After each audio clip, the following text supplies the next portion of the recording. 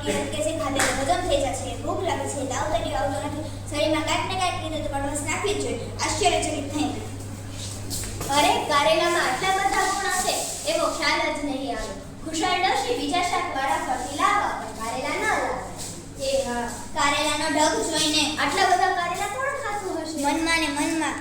ચાલો ત્યારે હું પણ કારેલા પ્રયોગ શરૂ કરી દઉં સાહેબ ટપાલ આવી છે કોનો ટપાલ છે? ગોપાલદાસ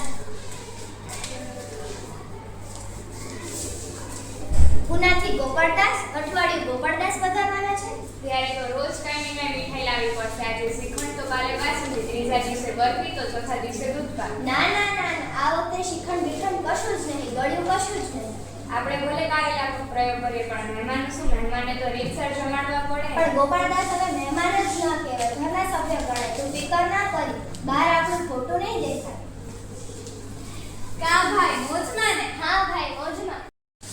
બંને દીવાન ઘરમાં બેઠા ત્યારે પટેલે વાતમાં વાત ઉપાડી ભાઈ તમે હમણાંનું વજન કરાવેલું ના ભાઈ કેમ બહુ વધી ગયું લાગે છે બહુ વજન સારું નહીં છાતીને નુકસાન કરે એમ તારે હા તમારે બહુ સાવધ રહેવા જેવું છે ગળપણ ખાવાનું બંધ કરો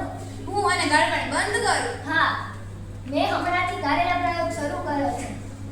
ત્યારથી મને નફાય રોગ ગયો નથી એ વળી શું તમે અમારે ત્યાં જમવા બેસો ત્યારે જોજો કારેલા પ્રયોગ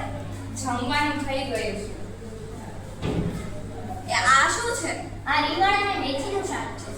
બોય મારા બાપ આ કારેલા તો જીવ લેશે નાશ મારા બાપ હવે તો કાલે પુના પાછી ભાગી જવું સારું ઘરે જઈને શિખંડ ચાટીશ ત્યારે શાંતિ મળશે હવે આજે કઈ ને કઈ મજબૂત બહાનું કાઢીને નીકળી જવું પડશે પટેલે તેમના હાથમાં એક ગ્લાસ આપ્યો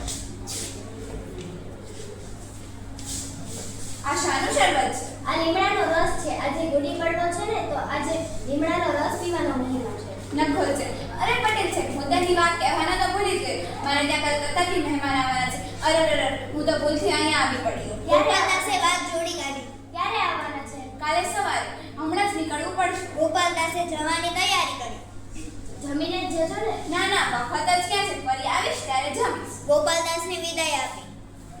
તમે કાંઈ સમજ્યા શેઠિયા? સાવ ખોટું ગાનું કાઢ્યું. આ તો તમારા કારેલા પ્રયોગને હાથ જોડ્યા. હોય નહીં ક્યારેક કડવો રસ્તો મનમાં ને મનમાં મને આપે તે પહેલા હું ખાઉં.